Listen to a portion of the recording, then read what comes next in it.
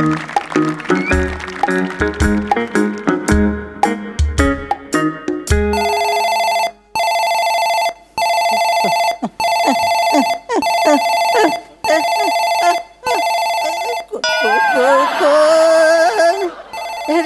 पिंटू,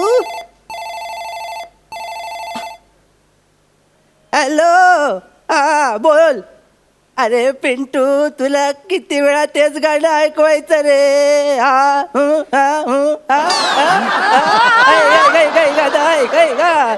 तगडक तगडक गोडोबा, घोड्यावर बसले आजोबा, आजोबाचे लाड करतय कोण?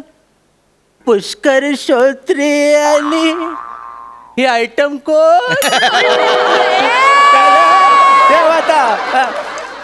रे बापरे, उतर वयात नजर दुसर झाली वाटत. सईच्या ऐवजी शिंदेशाही दिसायला लागली. अरे अरे बापरे, नाही, आनंद शिंदे साहेबच बसले समोर.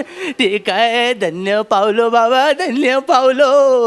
जगण्यात काही सूर नव्हता, मरताना तरी एक सूर दिसला.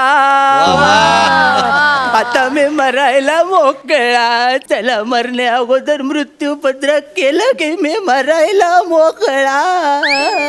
तो वकील राहिला कुठे? Hello hello hello hello hello hello Khandekar, हे बघा, लक्षात ठेवा, लवकरात लवकर तुम्ही माझी फी द्या, नाहीतर माझ्यापेक्षा वाईट वकील नसेल. तुम्ही वाईटच वकील आहात. थँक्यू. तुम्हाला माझ्या ओनर सोबत घराचं अग्रीमेंट बनवायला सांगितलेलं, तर तुम्ही ओनर सोबत माझं मॅरेज सर्टिफिकेट बनवलं. ऐकू ठेवा फोन. काय काय काय ठेवा फोन. ठीक आहे, ठेवतो. मला एक कळत नाही, ही सगळी लोक ठेवा फोन असं का बोलतात? गेल्या 2 महिन्यात ठेवलेला हा 96वा फोन आहे.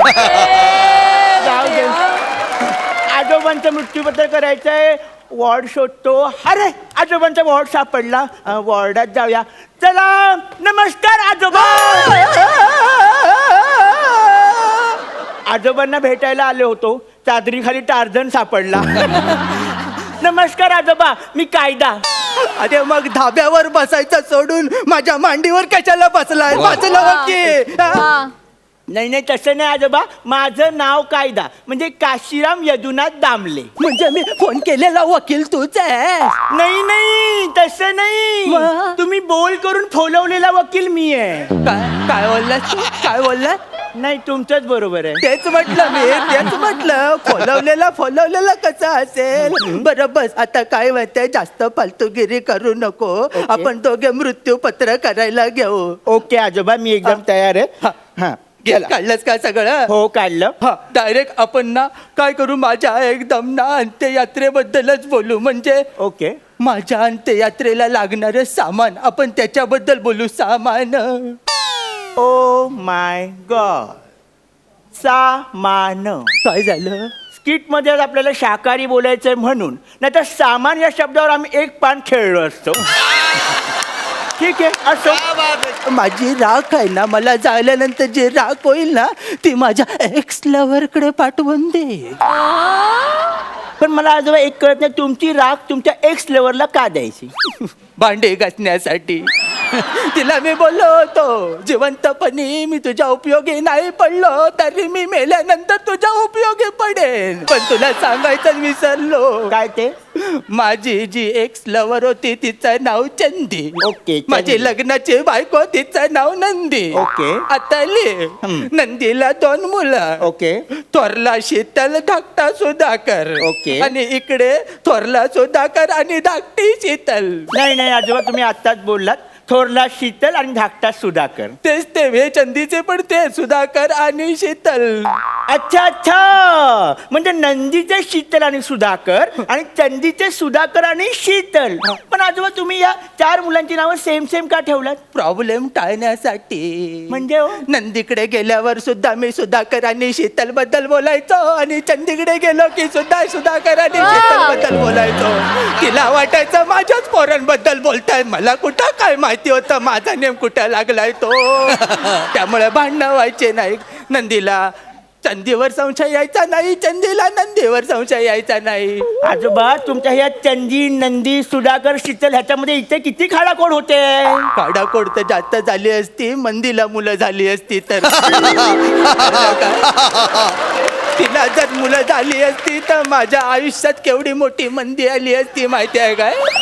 पण ते जाऊ दे, तिचा विषय सोडून दे. कळलं? ओके. तिचा विषय सोडून दे. माझा खरा इंटरेस्ट नंदी आणि चंदी मध्येच होता. पण मी काय म्हणतो आजोबा, एवढा इंटरेस्ट चंदी आणि नंदी मध्ये घेण्यापेक्षा तुम्ही नसबंदीत इंटरेस्ट घेतला असता तर एवढा गोंधळ झाला नसता. अरे तेव्हा कुठे माहित रे असं काही असतं. पण खरा गोंधळ तर आता पुढे होणार आहे. माझे 49 ज्या कोंबड्या आहेत ना त्या माझ्या 4 पोरांमध्ये वाटायच्या. ओके, तुमच्या 49 कोंबड्या 4 मुलांमध्ये वाटायच्या. हा. आजोबा मी माझं कॅल्क्युलेटर काढतो, आपण लगेच गणित करू.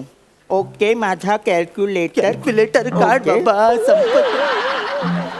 ओके आजोबा, हे बघा 49 कोंबड्या बरोबर. बरोबर बरोबर 4 मुलं बरोबर. बरोबर बरोबर 4 मुलं 49 कोंबड्या चौघात वाटायच्या. म्हणजे आजोबा प्रत्येकाला 41 कोंबड्या येतील.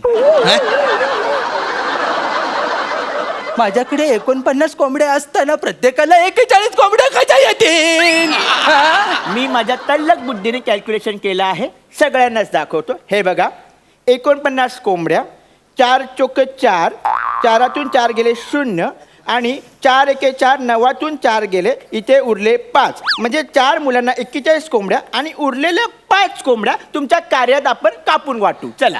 गणिताची एवढी धिंड मी अख्ख्या आयुष्यात कधी बघितली नव्हती. कळलं काय तुला पोरा? मला काय वाटतं आजोबा, माझा गणित विषयाचा अंदाज थोडा चुकलाय. मला तर वाटतं बीजगणित विषय तुझ्यावर थुकलाय. अरे तू नेमकं काय शिकलायस हे? आजोबा बरं झालं मला विचारलात. आजोबा मी LBW झालोय. LBW म्हणजे ही कुठली डिग्री? त्याचं काय, मी MSW आणि LLB एकत्र केलंय, त्यामुळे मी सांगताना दोन्ही एकत्र सांगतो. LBW. मग घेताना वकिलीची सनद घेतलीस की हेल्मेट घेतलंस तू? काय सांगतोस काय तू हे? कळतंय काय तुला? मी तर म्हणतो जाऊ दे जाऊ दे, कोंबड्यांचा विषय मी माझाच सोडवीन. मला कळलंय काय करायचं. 4 पोरांना मी खाली उभा करेन आणि सगळ्या कोंबड्या वर सोडेन. जी कोंबडी ज्याच्याकडे जाईल ती कोंबडी त्याची. कळलं का? नाही, माझ्यासारखी तल्लक बुद्धी तुमच्याकडे पण आहे. असू दे असू दे. मला आता तुला फक्त शेवटचं सांगायचं तेवढंच आपण करू. कळलं का? बोला. आपण जमिनीचं वाटप करून टाकू. ओके आजोबा, लगेच करू. कसे वाटे करशील ते मला जरा व्यवस्थित सांग रे. ओ माय गॉड, मला काय वाटतं आजोबा, आपण एका पिझ्झा बॉयला बोलूया. तो बरोबर जमिनीचे 5 वाटे करेल आणि तुमच्या 5 मुलांमध्ये वाटून देईल. सॉरी, मी चुकलोय. 4 मुलांमध्ये वाटून देईल. लाईन लावलंय म्हणून, नाही तर तुझे तुकडे केले असते मी. आता तुला कळतंय काय तू काय बोलतोय ते? बिचावा कसा तुझ्या तुकडे करे? अहो आजोबा, मी सलाईनचं काय सांगता? थांबा, तुम्हाला सलाईन संपवायचे का? हे घ्या, फास्ट केलं, संपवून द्या.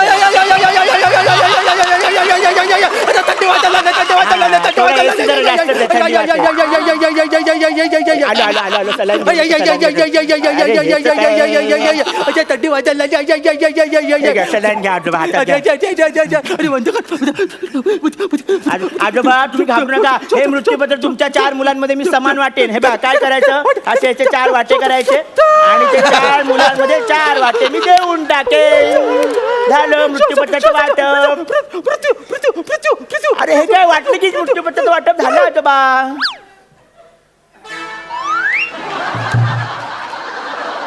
मृत्यूपत्राचं वाटप समान झालं, त्यामुळे आजोबा आनंदाने यमसदनी गेले. Oh my God.